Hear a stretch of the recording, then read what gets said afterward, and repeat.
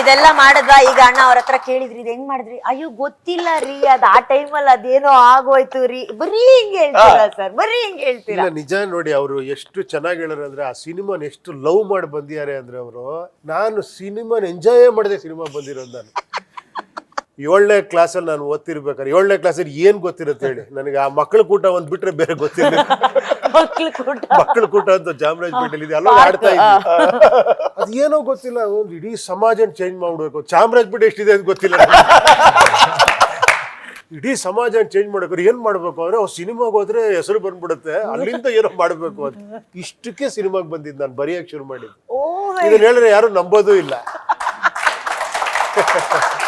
ಸಮಾಜನ change ಮಾಡ್ಬೇಕು, ಆದ್ರೆ ಚಾಮರಾಜಪೇಟೆನೇ ಎಷ್ಟಿದೆ ಅಂತ ನಿಮ್ಗೆ ಗೊತ್ತಿರ್ಲಿಲ್ಲ. ಅದಕ್ಕೆ ಸಿನಿಮಾ ಅನಲೈಸು ಮಾಡಿಲ್ಲ, ಏನ್ ಗೊತ್ತಿದ್ಯೋ ಅದ್ ಮಾಡ್ತಾ ಹೋದ್ರೆ ಎಲ್ಲ ಡಿಫ್ರೆಂಟ್ ಆಗಿ ಕಾಣಿಸ್ತಾ ಹೋಯ್ತೇನೆ ನಿಮ್ಗೆ. ಹೆಂಗಂದ್ರಂಗೆ ಹೆಂಗೆ ಇದೇ ತರ ಸಿನಿಮಾ ಮಾಡಕ್ರೆ ಯಾರು ಮಾಡಿರ್ಬೋ ಆತರ ಒಂದ್ ಸಿನಿಮಾ ಮಾಡಿದ್ರೆ, ಯಾರು ಮಾಡಿದಿರೋ ಸಿನಿಮಾ ನೀನೇನ್ ಮಾಡ್ತೀಯ? ಹೌದಾ, ಉಲ್ಟಾ ತೋರಿಸ್ತೀನಿ, ಏನ್ ಮಾಡ್ತೀಯ? ಬಿಗಿನಿಂಗ್ ಥಿಯೇಟರ್ ಬಂದು ಕೂತಾಗ ನೀನು ನಾನು ಉಲ್ಟಾ ತೋರಿಸ್ತೀನಿ, ಆಮೇಲೆ ಮಧ್ಯ ಬ್ಲಾಂಕ್ ಹಾಕ್ಬಿಡ್ತೀನಿ, ಇದಕ್ಕಿದೀಗ ಒಂದ್ ಸೀನ್ ಹಾಕ್ತೀನಿ ಅಂತ. ಅವನು ಎದ್ದೋಗ್ತೀಯಾ ಅವಾಗ ತಾನೇ ಬಂದು ಕೂತಿದ್ರಿ, ಹೆಂಗೆ ಎದ್ದೋಗೋದು? ಬಾ 5 ನಿಮಿಷ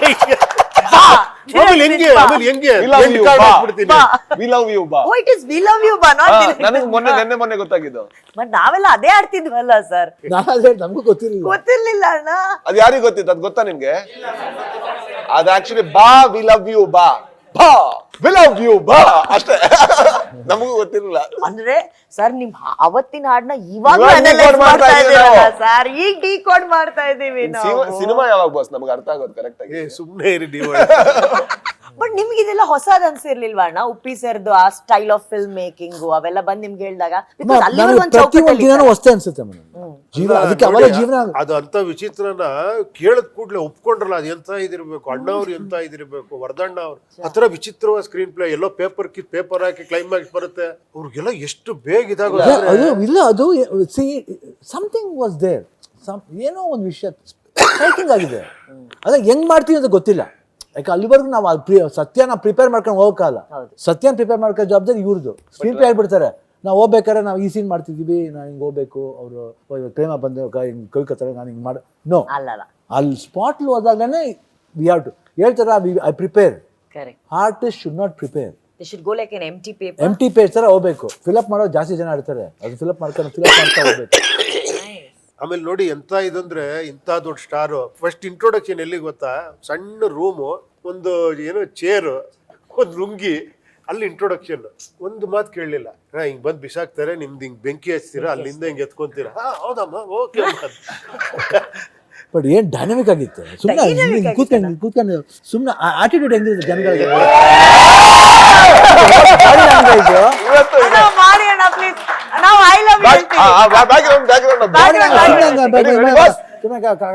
ಬಿಸಾಕ್ತೇನೆ, ಠಾಕ್ ಅಂತ ಹೇಳುತ್ತೆ, ಹೋಗುತ್ತೆ. ಇಲ್ಲ ಈಗ I love you.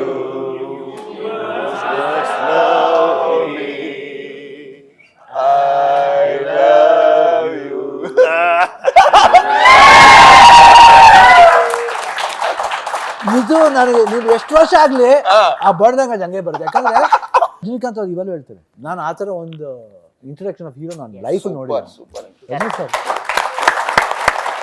ಏನು ಇಂಟ್ರಡಕ್ಷನ್ ಹೆಂಗ್ ಮಾಡಿದ್ರು ಶಿವಣ್ಣ? ಅದು ಮೊನ್ನೆ ಜಲಟ್ 2 ಶೂಟಿಂಗ್ ಮಾಡ್ಬೇಕಾದ್ರೆ ಹಳೆದೆಲ್ಲ ಮಾತಾಡ್ತಾ ಇರ್ಬೇಕಾದ್ರೆ, ಒಂದೊಂದ ಮಾತಾಡ್ಬೇಕಾದ್ರೆ ಅವ್ರು ಏನಿಲ್ಲ, ಎಲ್ಲ ಫುಲ್ ಸೆಟ್ನವ್ರದಾಗ ಏನ್ ನೋಡ್ತಾ ಇರ್ತಾರೆ. ಏನು ಇಬ್ರು ಇಡೀ ಯೂನಿಟ್ ಸುಮ್ಮನೆ ಸೈಲೆಂಟ್ ಆಗಿ ಕೂತಾರೆ, ಶಾರ್ಟ್ ಕರೆಯೋದು ಮರ್ತು ಬಿಡ್ತಾರೆ. ನೆಲ್ಸನ್ ಅದೇ ಹೇಳ್ತಿರು, ಏನೋ ಗೊತ್ತಿಲ್ಲ ಸರ್, 2 பேரும் பேசிட்டு இருக்கீங்க, ಶಾರ್ಟ್ ಕೂಬಿಡ್ತೋ ಬೇಜಾರು. ಅವ್ರು ಅழகಾ பேசிட்டு ಎಸ್ ಜೆ ಸೂರ್ಯ ಬಂದ್ರು, ಹಿಂಗೆ ನೋಡಿದ್ರು, ಅಣ್ಣ ತಮ್ಮ ಸರ್ ಮಾತಾಡ್ತಿದ್ದೀರಾ ಸರ್, ತುಂಬ நல்லா இருக்கு ಸರ್. ಸಿ ದಟ್ ಎಲ್ಲ ವಿಷಯಗಳು, ಅಪ್ಪಾಜಿ ವಿಷಯಗಳು, ಓಂ ವಿಷಯ, ಸಿ ದೋಸ್ ಥಿಂಗ್ಸ್ ಆಲ್ ನಮ್ಗೆ ಆ ಭಾಗ್ಯ ಬಂದಿದೆ ಅಷ್ಟೇ, to be with this wonderful world. ಹೇಳ್ತಾರೆ ನಾವು ಪುಣ್ಯ ಮಾಡಿದ್ವಿ ಅಷ್ಟು to be with this.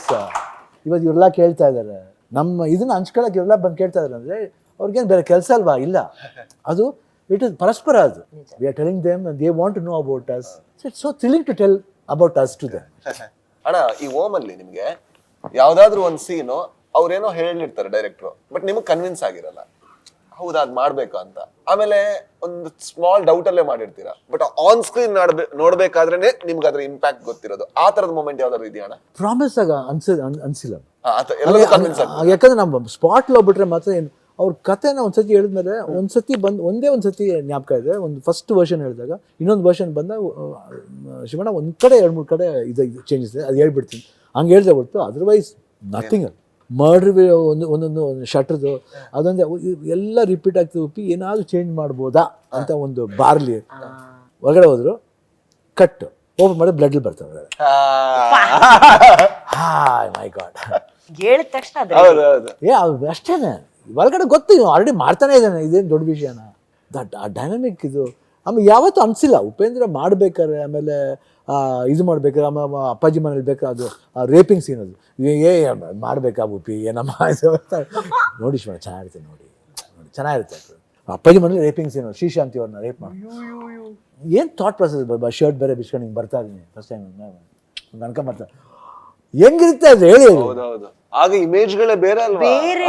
Family ಸಿನಿಮಾಗಳು. ಅದಾದ್ಮೇಲೆ ಕಟ್ ಮಾಡಿದಾಗ ಫ್ಲಾಶ್ ಕಟ್ಟಿಂಗ್ ಓಪನ್ ಮಾಡಿದಾಗ ಇದೇ ಬೇರೆ.